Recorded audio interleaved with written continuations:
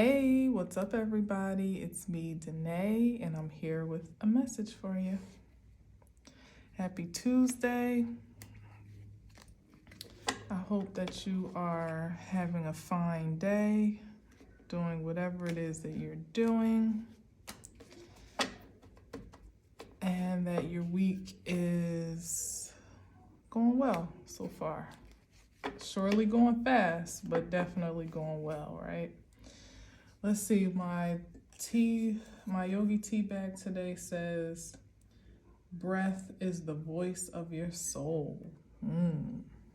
Deep. Breath is the voice of your soul. Okay. Let's cut it one more time. Let's see what we got here. Oh, okay. Alrighty. Speaking of breath or lack thereof. What? Spirit? Why? Alright, well, we're just going to take this out. See where it goes. This could be death in a literal sense. It could be death and rebirth, meaning some drastic change. It could also be the almost I like choked on my words there. That was weird. Like it got stuck in my throat. Interesting. It could be I'm hearing final destination, so it could be the finality of life, the expiration of breath, so to speak. It could also just be the ending of something, a very definite stop to a thing or person or place or whatever. We're going to figure this out together. Also, death can be transitional. Damn, Three of Swords. Damn. Partnership. Oh, this is the end of a toxic cycle. A curse. Ooh. Let me see what's on the other end of that. The end of a curse. Now that is a death worth celebrating. Let me see something.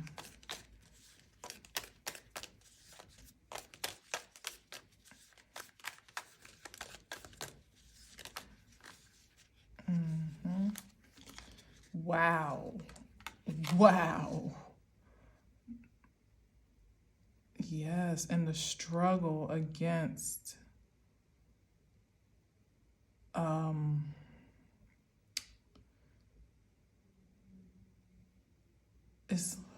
let's see here. It's protection against the darkness, but it's also all of this under death is what I'm getting, but it's also the end of of the paranoia against oppositional forces that ultimately seek to kill, steal, and destroy, or to just keep one confined or in this spin cycle of toxicity by way of relationships, familial or familiar, whichever one. There's been this energy is more or less the warrior that was activated to break a generational curse. And it could be very relationally centered, with the devil having a couple on the card and also the Six of Cups. But it's even more than just a like for me and you type, like, for a couple type of situation. It was a cycle that kept a generation enslaved to a certain limitation of prosperity. I wouldn't even say prosperity, like limited from.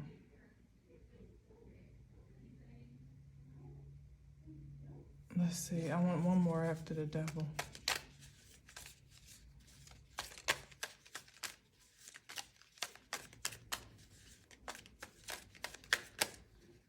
And I get two more, of course. Wow, look at that. The King of Wands and the Star. That's a warrior card right there.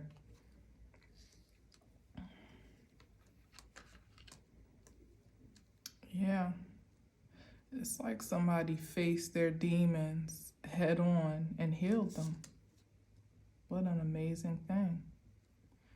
Perhaps bringing the meaning of death in this regard to certainly be death and rebirth, but more of a focus on the rebirthing than on the finality or expiration of life. New life is what's been afforded here, acclaimed, conquered. Yeah, somebody faced their demons, reclaimed their soul, and established their celestial identity, all by way of healing. This is the rebirth here with the Star card. Wow. What was that message? Breath is the voice of your soul.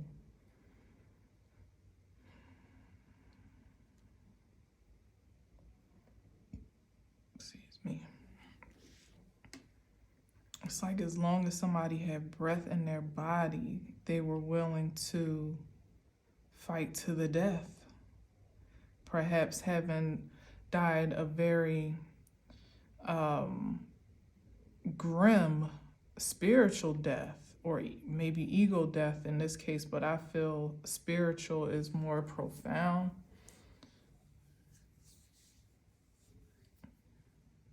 Having to stand their ground against certain comforts and conventions that they were bred to not only contribute to, but also to recreate. It was like somebody was on track to just keep the cycle going and probably even intensify it, because with the King of Wands, that energy is so powerful that it literally can create something with anything. So imagine being empowered with the force of the King of Wands, but directing that focus, that creative focus, in ways that are more or less unproductive, like being hella good at doing bad. And when I say bad, that doesn't necessarily mean like crime or even, anything destructive against anyone else.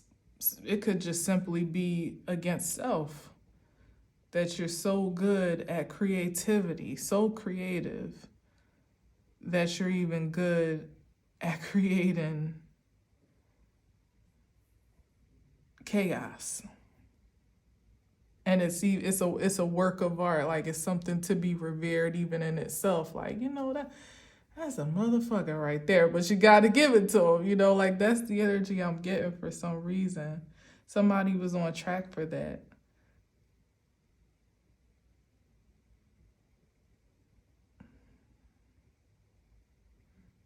Making a name for themselves, even beyond like their reputation preceding them, even, and perhaps even the legacy that they were bred of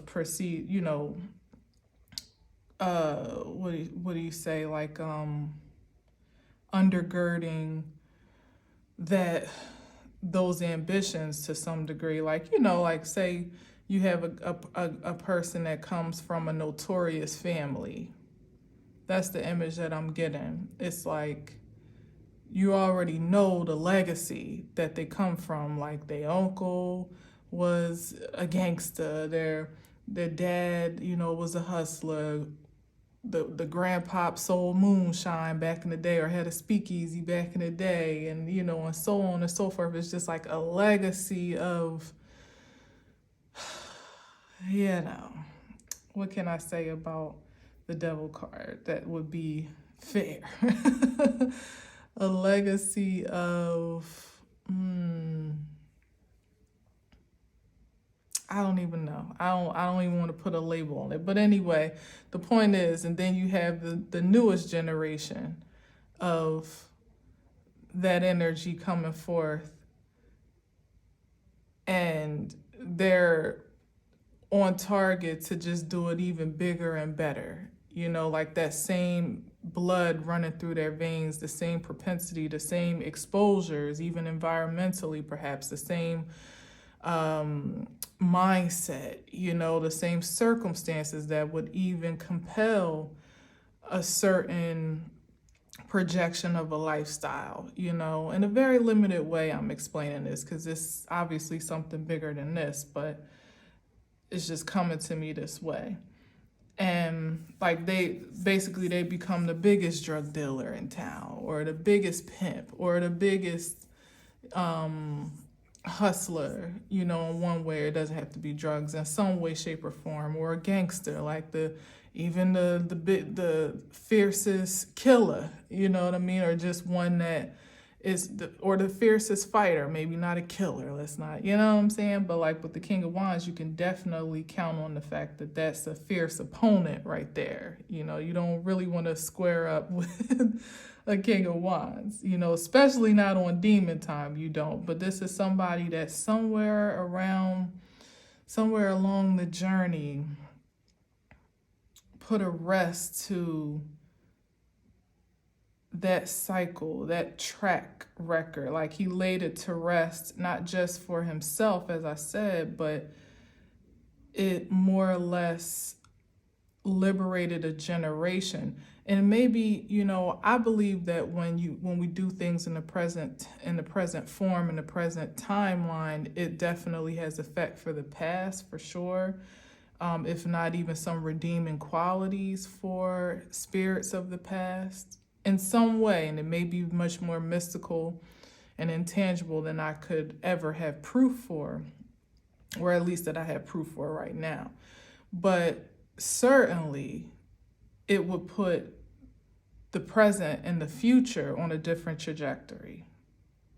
So that now, having turned that force around, it stops the curse, or at least the cycle, dead in its tracks. And now you begin to create a life that, in the spirit of rebirth, sets a new mindset, sets a new trend, sets new expectations, new experiences. Maybe even move out of the hood. Maybe you go get some, you go become educated or skilled in some particular trade, or you start a business, or you just completely change the canvas of creativity for yourself in such a way that the generation now that is coming after you, maybe perhaps even your own children, knows something completely different than what you saw. Their exposure is elevated. And so therefore that becomes their reference point, their inspiration for their own creation. Like that's what somebody did. And that, it's not like only one person, because a lot of people have done that. A lot of us have changed the trajectory of our legacies in some profound way. But how it's coming up here, it's like, I don't know, it's something really strong about it to me. That there were great stakes against someone, like perhaps even the ones, this is the funny thing, and this is much more general than just it being specific, particularly to a masculine energy. It could be either one, is that there's sometimes, so the people that you're looking to impact and influence, or the ones that even inspire you the most, like say someone that was doing it for the family, with even having the mind to pull mama out the hood, or to be a different example for their cousins or their brothers or whatever. Or and then of course the big one is to create a new life for your kids, whatever. But particularly of the past inflection, those that are most familiar and maybe even familial to your connection are usually the ones that are pitted against you the strongest, because it's, like almost feeling threatened by your audacity to do something different, to stand out in a different way, because it ultimately what kind of wrestles those demons of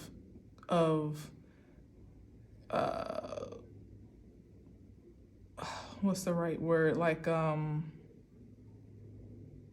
it wrestles that demon of insecurity, and resistance to change, for fear of perhaps just not being able to align with the expectation of anything new. It's easy to be what you've always been and do what you've always done, and be okay having a certain ceiling of an expectation for what you're worthy of. Like there's not much of a gamble or a risk in that. But to ask someone to step out of their comfort zone, and more importantly, for you to be the one to step out of your comfort zone, and sometimes not even with any particular pressure on anyone else to do so, but just by your own choice, sometimes can rustle up the opposition and make your cycle breaking that much harder than it even needs to be. That's the interesting thing about it. Basically, the people that you're fighting for become your biggest opponents. But it didn't matter for somebody, or for someone's, because there was a face-off, and this is like fighting your inner demons, not perhaps getting over the propensity to want to blame shift it on any external forces, like, oh, it's because of my family, or it's, blaming it on everything, your circumstances. I never had a chance, and my life I've always been unlucky, and I didn't go to the best schools, and my mom was strung out on drugs, and my daddy ain't shit. Like once you get over all of that and just start looking at yourself in the mirror, like, okay, that's the lot that I was dealt. Now what do I get to do with it? What have I done with it? First and foremost, the present evidence of resilience, first and foremost, right? And now what can I do if I were to see things differently, to paint with a different paintbrush, to have a different level of acceptance for where I've come from and what I've experienced, but seeing my resilience, even, this is resilience here with the Seven of Wands, even more so solidified with the King of Wands, that not only were you you were elevated above the fray, but you positioned yourself to have authority over it and not it over you. And then you healed it. And then you healed it. Then you somehow were submitted to a different experience of yourself beyond what you've been fighting against and fighting for all along. That's bold and that's courageous in itself. So not just to be better than, like, to survive, I should say, what you have overcome, but then to actually see yourself differently, perhaps even better than what you thought or what you've always had the evidence that you were privy to. That's true power right there. That's why it's coming up as the King of Wands, one of the most powerful kings in the deck. That somebody learned that their power came from their courage and their will to not just survive, but to thrive, giving themselves permission, allowance to thrive.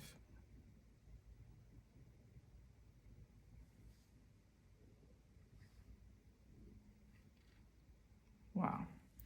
I don't even want to go no further. Like, how much more do we need to say about that? Let's see. Let's give it a whirl.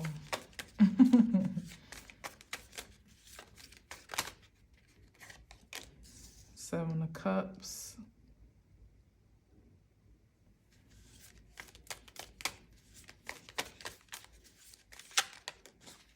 New beginning after illusions.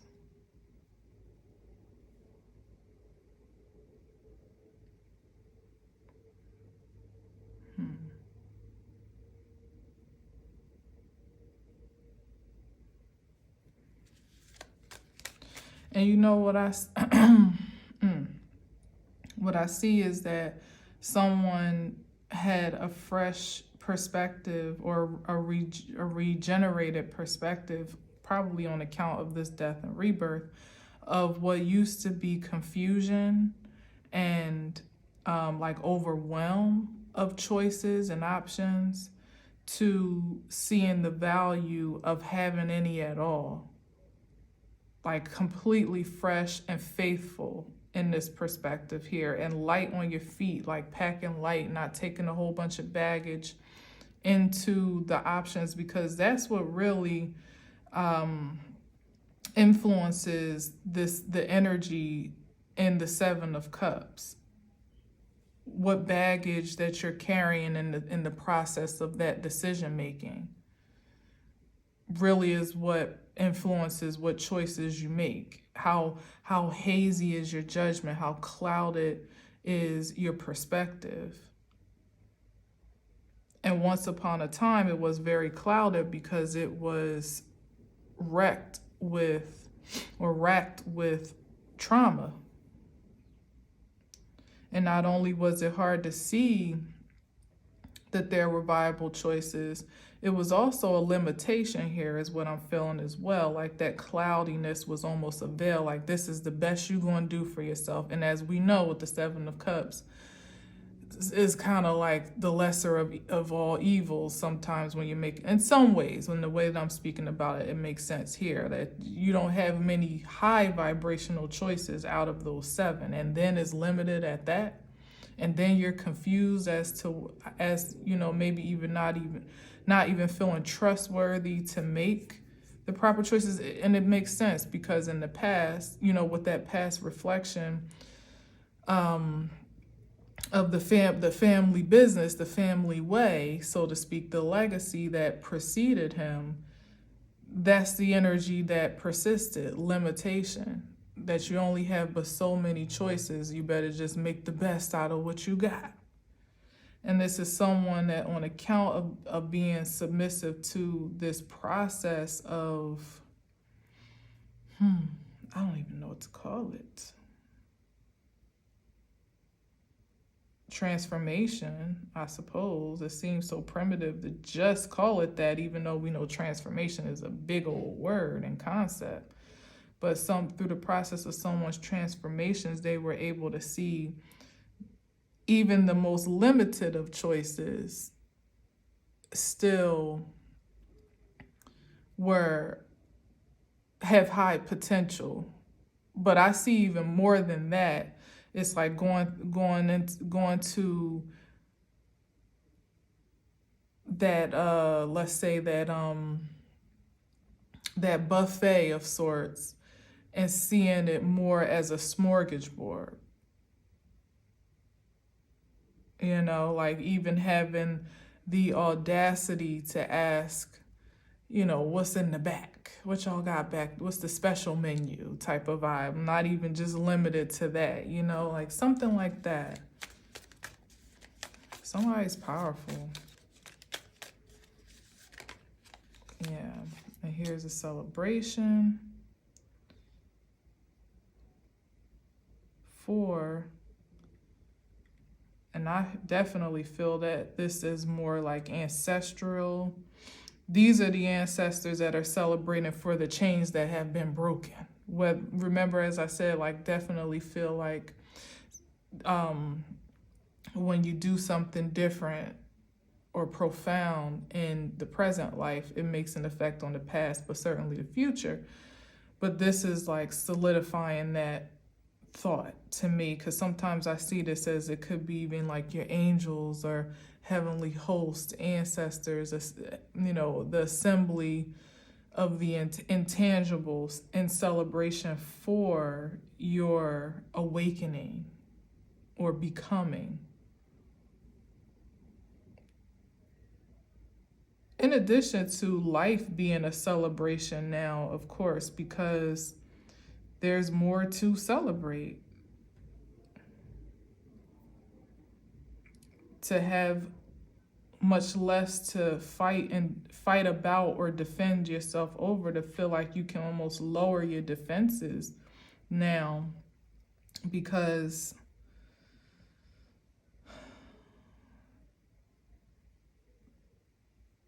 the process, the hardest of the process, that dark night of the soul, of which we all have to face in some way, shape, or form, has been conquered. Not everybody gets to celebrate that type of victory.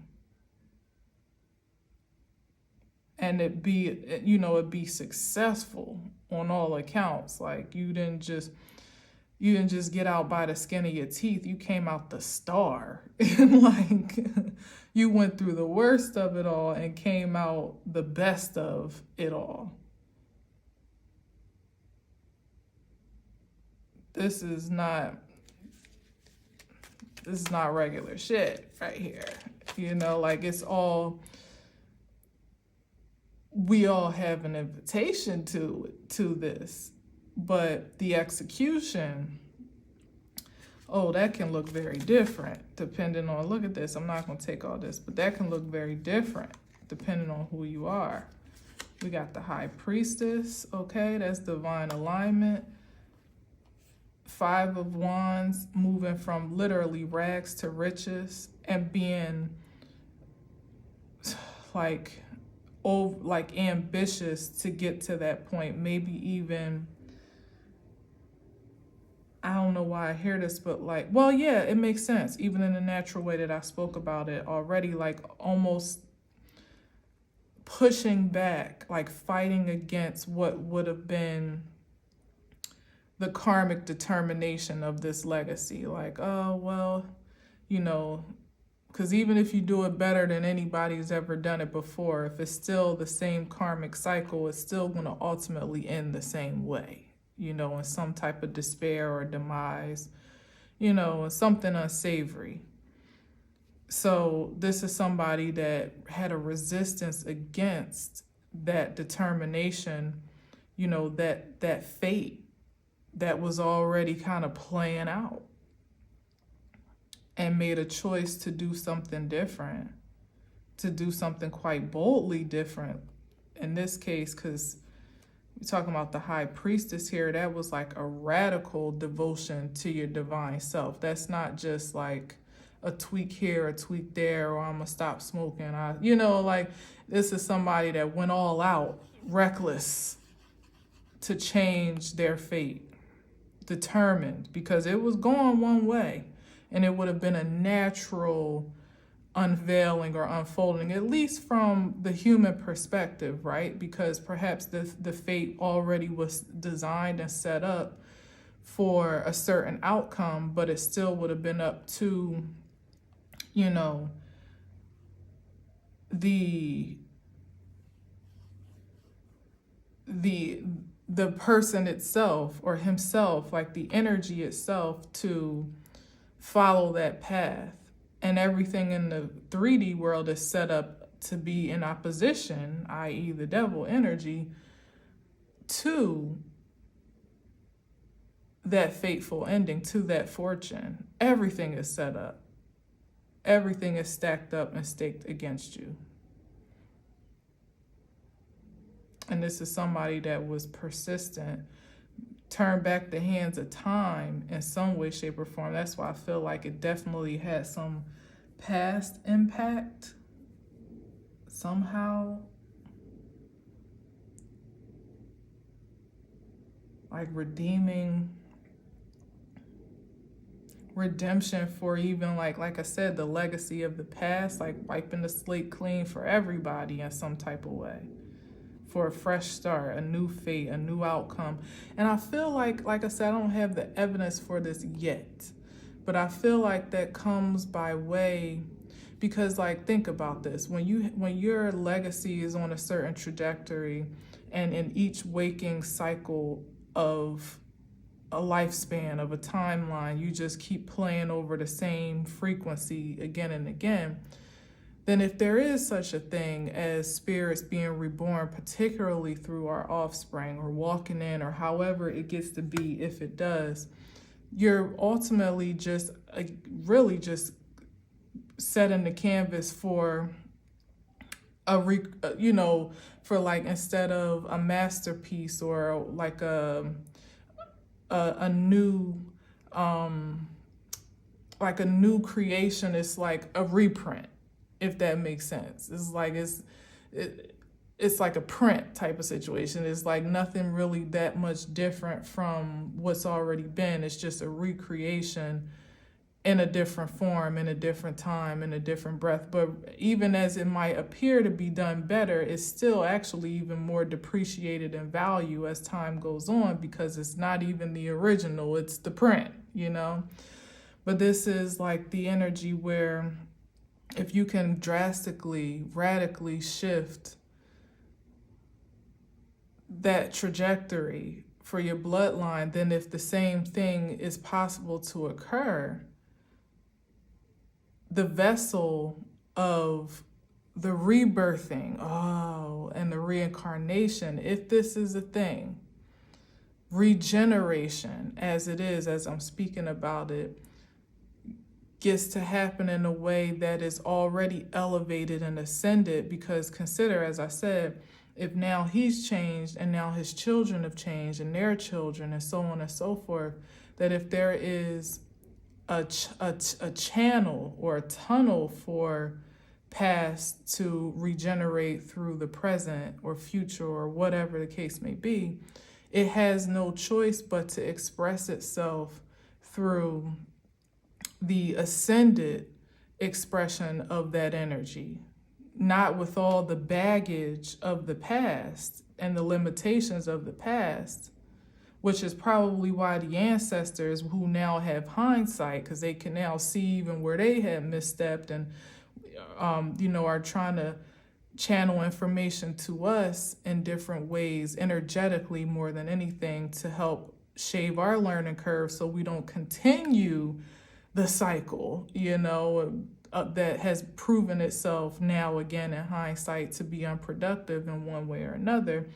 That's the celebration here, because the shift has occurred in a way that if they should be able to regenerate, or the energy itself gets to live on through the vessels that have breath, back to this, breath is the voice of your soul, that whose souls get to live through your breath in the physical form. This is good. They do so at a much higher vibration, a much higher frequency, and hopefully continuously so. definitely averted from the trajectory that they themselves had laid the foundation for, and in some regards have even made the sacrifice for as well, because it's because of their willingness to learn and experience that there is even a reference point for us to consider whether to continue or to transform in the first place. So it's like, as we become whole, we make them whole. And certainly the legacy itself is not only made whole, but is blessed with longevity because of that whole and healedness. Wow, that's amazing. I hope that makes sense. Let's see what else we got. Few more cards on it and we out of here. Which is why look at this, which is why the pressure to heal is so profound. It's not just like you carrying the weight of the world on your shoulders, because it's like it affects you too. Because consider that there may also be a correlation between, and I do believe this is true, your frequency and the intel and information, that channeling of intel that I'm speaking of, to be able to come through a clear channel, like to come through clearly, to transmit clearly. That if you're not vibrating at a certain, like if you're only a vibration for certain frequencies of ancestors or guides or whatever you want to call it, like a certain frequency of force, then that's the privilege of information that you are limited by. But the higher that you get to ascend in the physical form, it's like the clearer your channel becomes for even more ascended information and wisdom and truth, like higher learning here with the Hierophant here. Yeah, wow. That's because that could be like a teacher.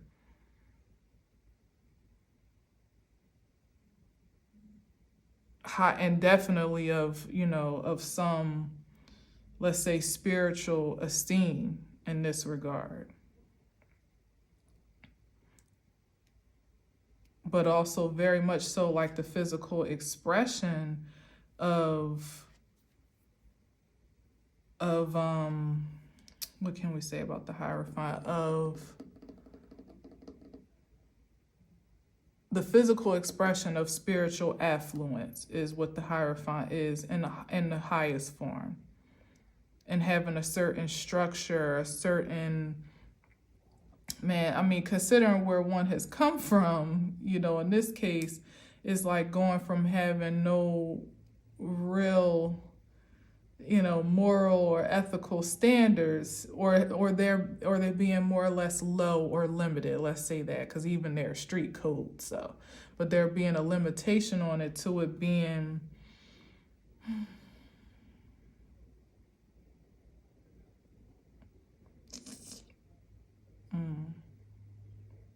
like it being very pronounced and profound.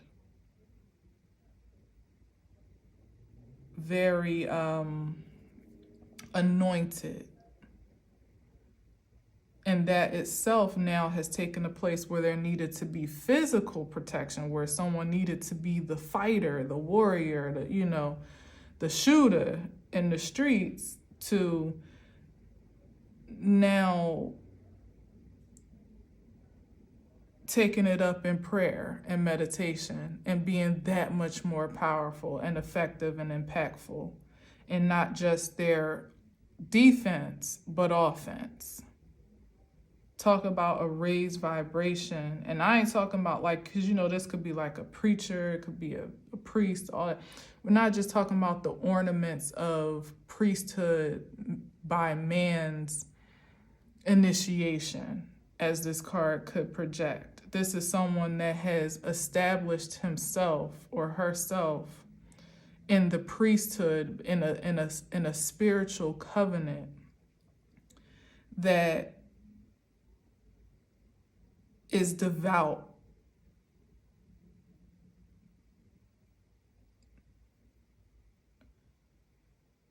Or that they are devout in, because it's pure. It's not, it's very personal. Like, it's not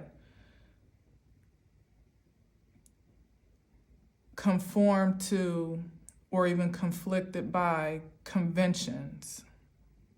It's not church. It's not, religion. It's not any particularly stringent set of, I don't know, like rules and regulations. It's just literally the spirit and the lifestyle of love and light. That's what somebody has devoted themselves to, which is a stark comparison from the darkness.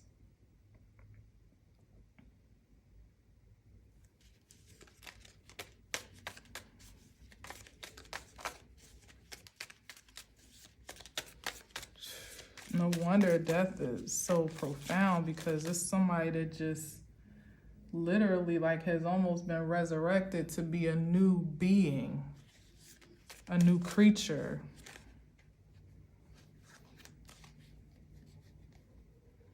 Yeah, my eye is twitching like crazy. Page of Swords, page of new.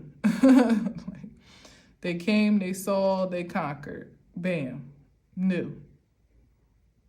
They observed themselves, who they were being, what they were producing, maybe even their surroundings,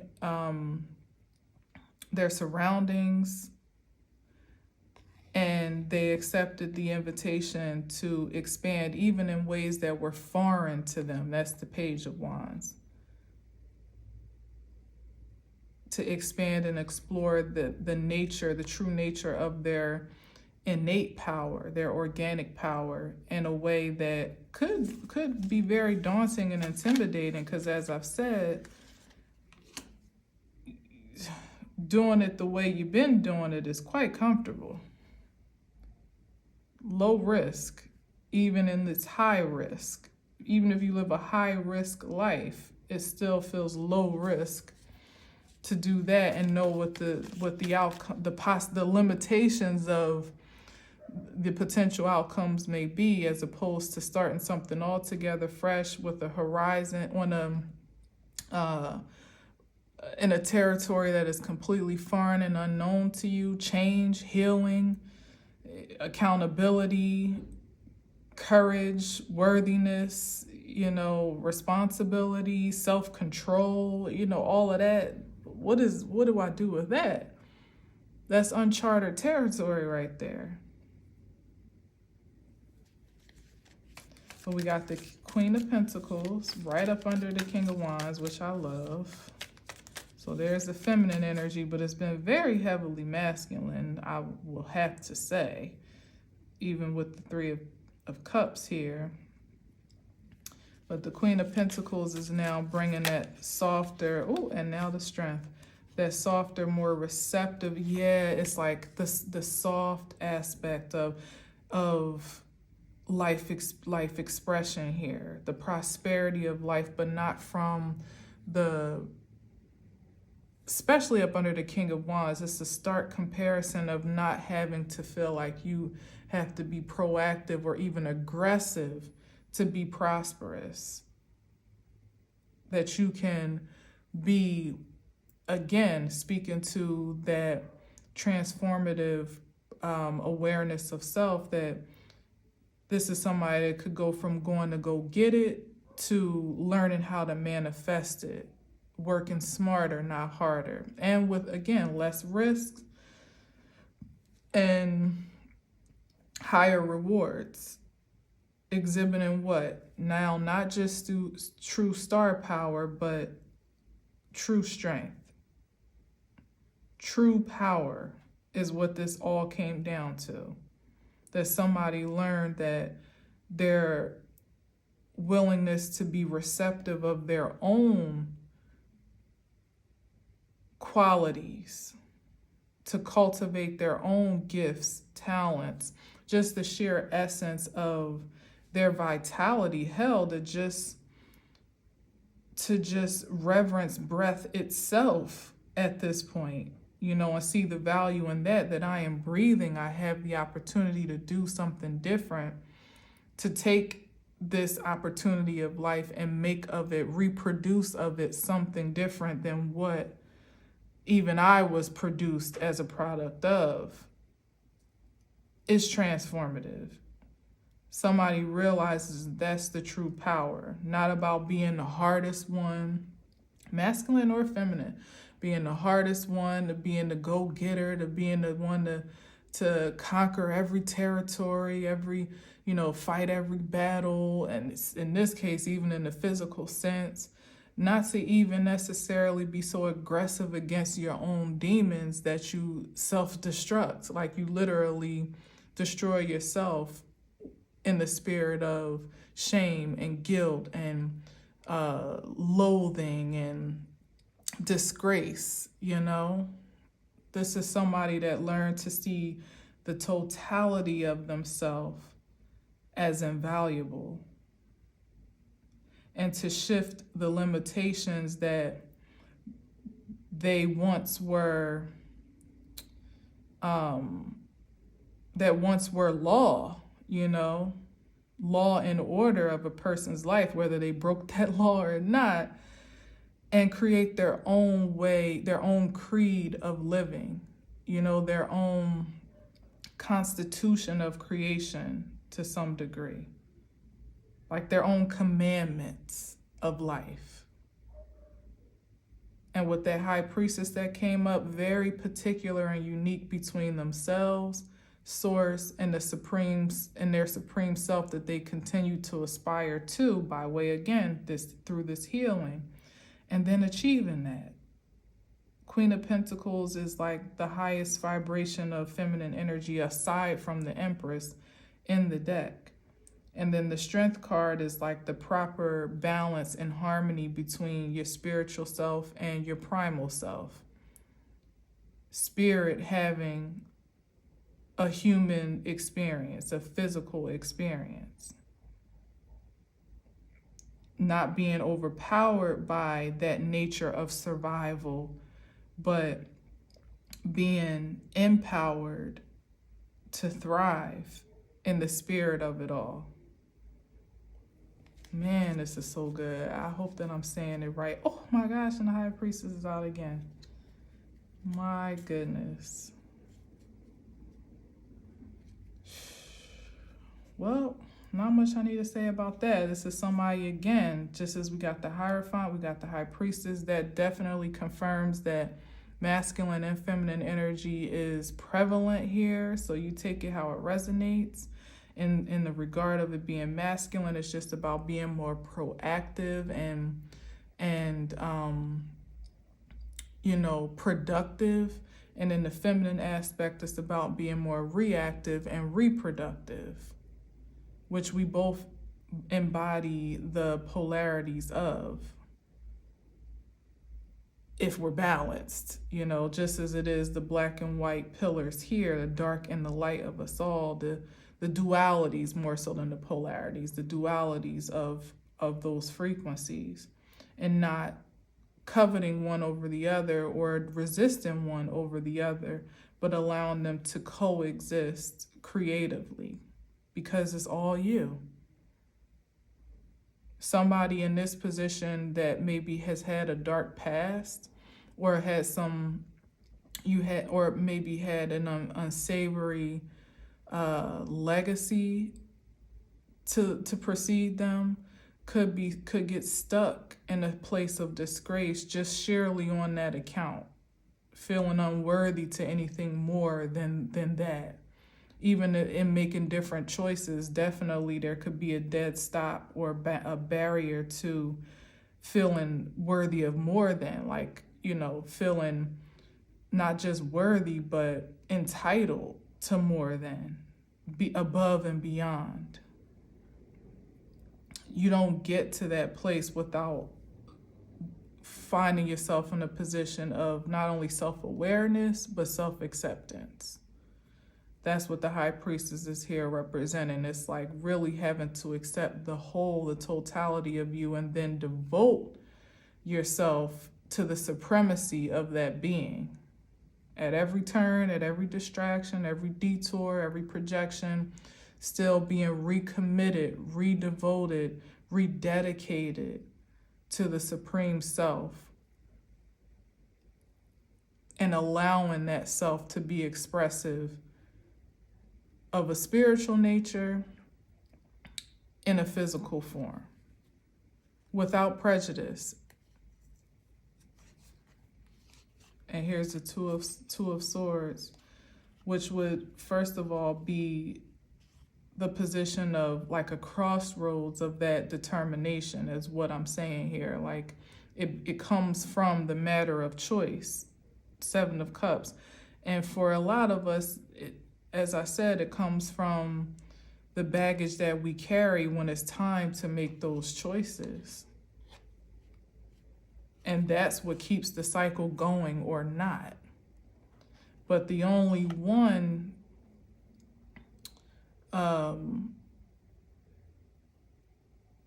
sure choice or creative conclusion is to more or less kind of block out everything else that's a resistance to your supreme self and the source that you submit unto.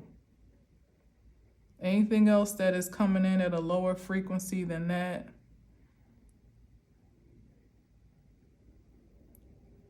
that's when you kind of have to have, that's where the guards go up and stay up. You know? And it could also represent, you know, the cross.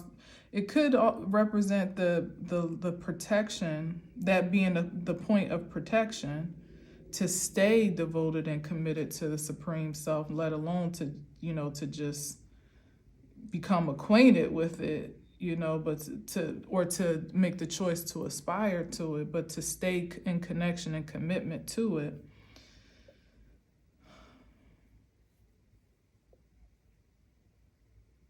But I also feel like, particularly falling here up under the this is amazing, like this little square here between the Hierophant, the high priestess, and then the Two of Swords. It's like when you're intentional about that devotion, you don't really have to have eyes to see everything.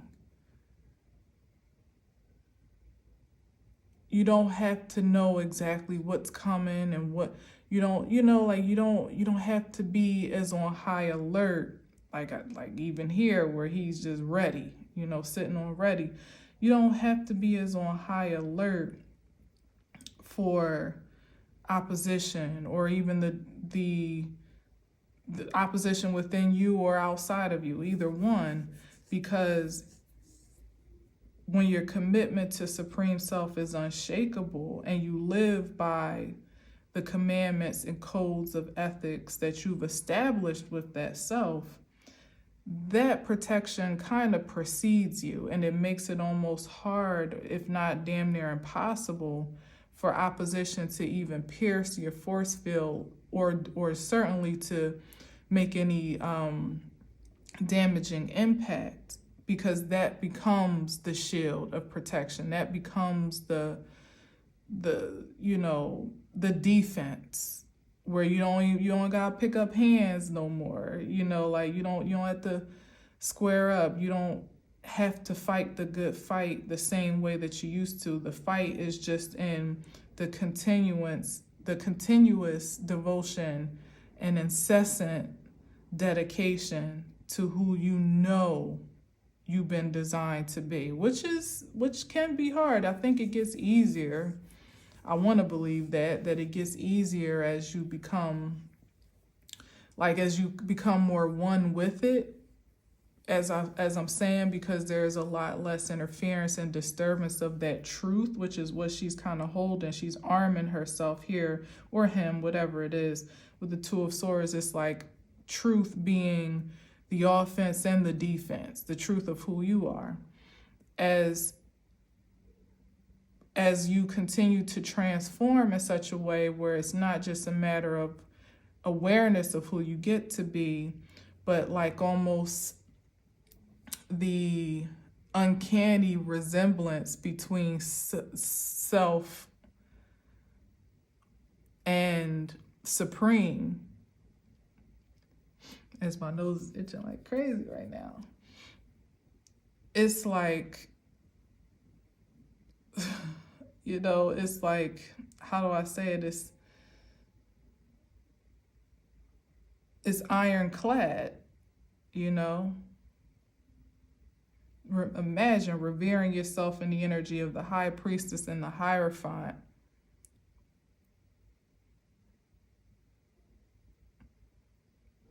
What darkness can really offend or oppose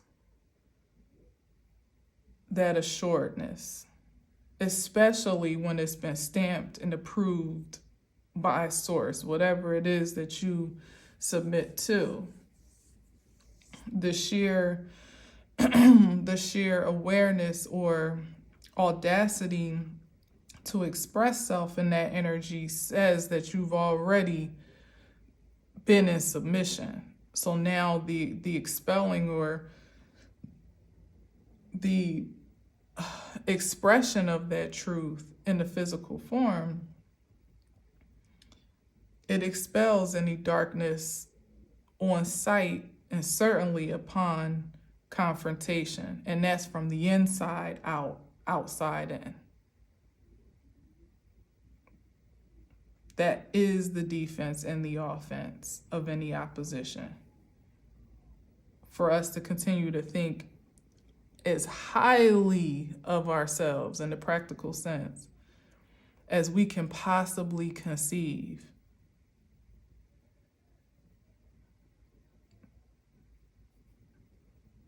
Is the consciousness, the supreme consciousness of creativity. And I believe the calling for all creation. Yep. So that's all I have today. That was really cool. Thank you for listening. Thank you for watching.